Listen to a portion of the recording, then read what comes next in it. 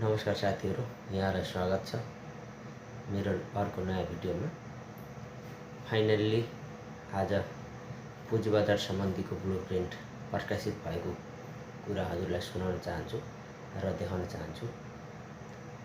आयो पुँजीबजार विकासको blueprint, share किनबेचको बजारबाट फाइनान्सियल्स सुपरमार्केट बनाउने सेवनको खाका भनेर चाहिँ एउटा हेडलाइन बनाएको छ। बजार पूँजीकरणलाई जीडीपीको 150% माथि पुर्याइने, सूचीकृत कम्पनीको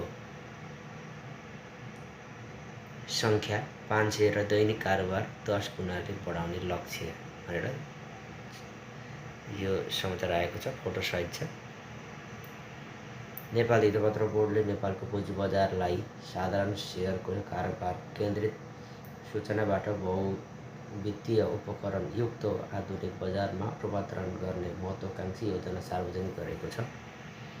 बोर्डले आज सार्वजनिक गरेको 124 पृष्ठको नेपालको पुँजी बजार विकास मार्गचित्र 2083 को अध्याय 6 मा कानुनी पुनर्संरचनादेखि कर्पोरेट तथा सरकारी ऋणपत्र, सर्ट सेलिङ, इन्ट्राडे कारोबार, डेरिभेटिभ, कमोडिटी एक्सचेन्ज, विदेशी संस्थागत लगानी, डिजिटल सिक्युरिटिज र ब्लकचेन सेटलमेन्टसम्मका सुधार समेटिएका छन्।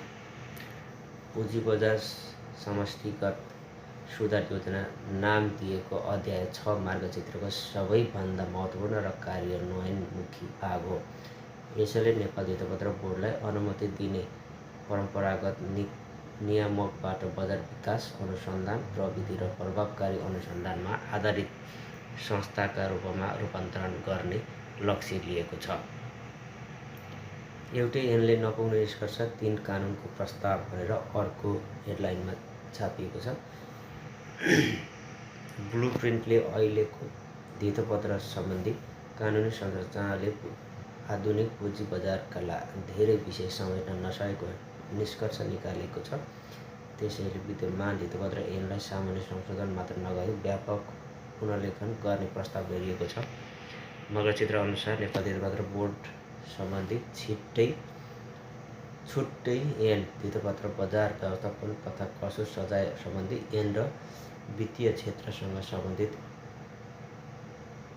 स्त्री ऐन तर्जुमा गर्नुपर्ने छ।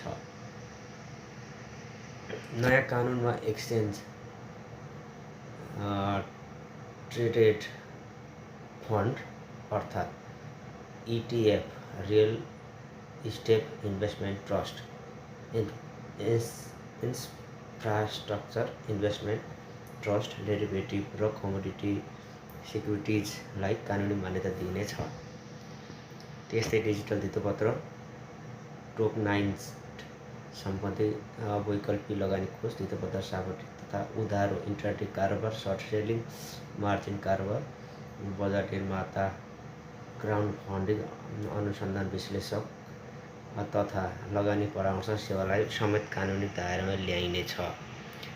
लिस्टिङ, सार्वजनिक निष्कासन, मर्चेन्ट ब्याङ्किङ, सामूहिक लगानी कोष, क्रेडिट रेटिङ, पोर्टफोलियो व्यवस्थापन तथा कर्पोरेट सुशासन सम्बन्धी विद्यमान नियम पनि अन्तर्राष्ट्रिय मापदण्ड अनुसार अवलोकन गर्ने प्रस्ताव गरिएको छ।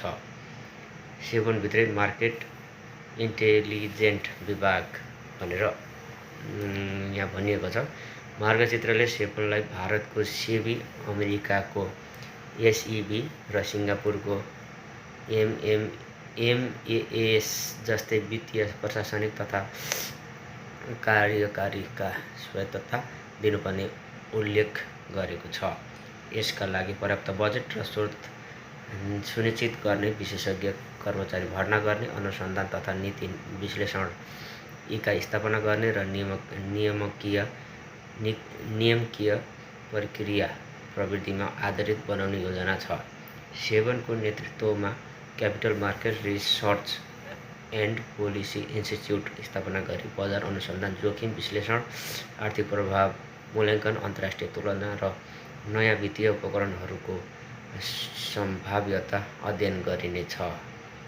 भित्री कारोबार, मूल्य हेरफेर, भ्रामक सूचना, कृत्रिम कारोबार र वित्तीय जालसाजीको अनुसन्धान गर्न सेवनमा छुट्टै मार्केट इन्टेलिजेन्ट तथा इभेन्ट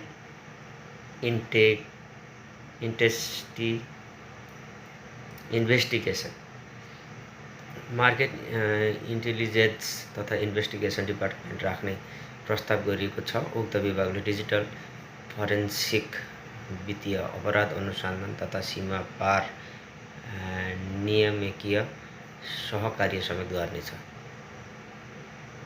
हालको कागजात र अनुपालनमा आधारित अनुगमनलाई जोखिममा आधारित सुपरिवेक्षणमा बदल्दै जोखिम रेटिङ, प्रारम्भिक चेतावनी, स्ट्रेस टेस्टिङ, तथ्याङ्क विश्लेषण र वास्तविक समयको सुपरिवेक्षण लागू गर्ने योजना छ। अस्वाभाविक कारोबार एआईले पत्ता लगाउने भनेर लेखिएको छ। ब्लुप्रिन्टले कृत्रिम बुद्धिमत्ता र बिग डेटामा आधारित बजार निगरानी प्रणाली कार्यान्वयन गर्ने प्रस्ताव गरेको छ। प्रणालीले भित्री कारोबार, अस्वाभाविक कारोबारको ढाँचा, मूल्य हेरफेर, भ्रामक विवरण तथा शङ्कास्पद कारोबार वास्तविक समयमा पत्ता लगाउने लक्ष्य राखेको छ। सूचीकृत कम्पनीहरूको सुशासनमा पनि कडाई गर्ने योजना छ। स्वतन्त्र सञ्चालकको भूमिका प्रभावकारी बनाउने, सञ्चालन समितिको कार्यान्वयनमा मूल्याङ्कन गर्ने, सञ्चालन समितिमा विविधता कायम गर्ने, लेखापरीक्षण र जोखिम व्यवस्थापन समिति सुदृढ बनाउने जस्ता अधिकार सम्पन्न परिपालना अधिकृत राख्ने प्रस्ताव गरिएको छ। कम्पनीहरूले त्रैमासिक र वार्षिक प्रतिवेदनसँगै मूल्य संवेदनशील सूचना, सम्बन्धित पक्षसँगको कारोबार जोखिम विवरण र वातावरणीय, सामाजिक तथा सुशासन सम्बन्धी विवरण समयमै सार्वजनिक गर्नुपर्ने, जलवायु जोखिम सम्बन्धी रिपोर्टिङ समेत क्रमशः अनिवार्य बनाउने लक्ष्य राखिएको छ भनेर भनिएको छ। कर्पोरेट ऋण पत्रका लागि छुट्टै कारोबार प्लेटफर्म भनेर अर्को शब्दमा लेखिएको छ। नेपालको पुँजी बजारलाई सेयरमा केन्द्रित बजारबाट बहुउत्पादनयुक्त बजारमा बदल्ने अध्याय 6 को अर्को मुख्य उद्देश्य हो। कर्पोरेट ऋणपत्र बजार विस्तारका लागि छुट्टै नियमन तथा निर्देशिका, क्रेडिट इन्हान्समेन्ट, संयन्त्र, बलियो बन्ड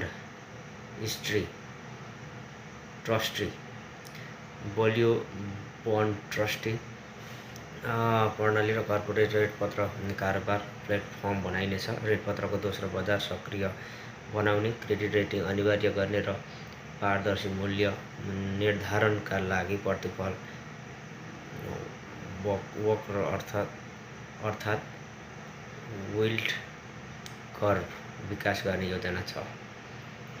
सरकारी ट्रेजरी बिल तथा विकास ऋणपत्रलाई दोस्रो बजारमा कारोबार योग्य बनाउने, सर्वसाधारणले सरकारी ऋणपत्र किन्न सक्ने खुद्रा प्लेटफर्म तयार गर्ने, डिजिटल रूपमा ऋणपत्र जारी गर्ने र बजार निर्माता नियुक्त गर्ने प्रस्ताव पनि ब्लुप्रिन्टमा लेखिएको छ।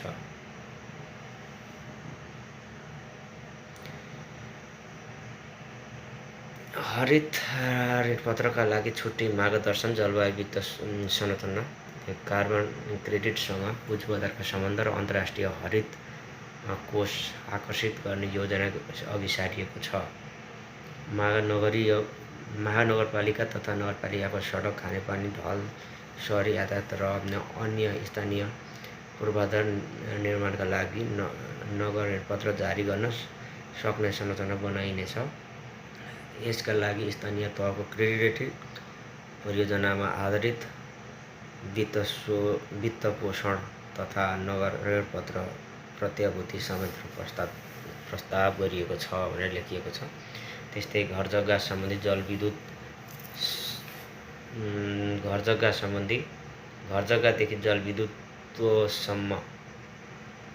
सम्पत्ति बजार भनेर लेखिएको छ अर्कोमा। यो साथीहरू सबै पढ्नु होला,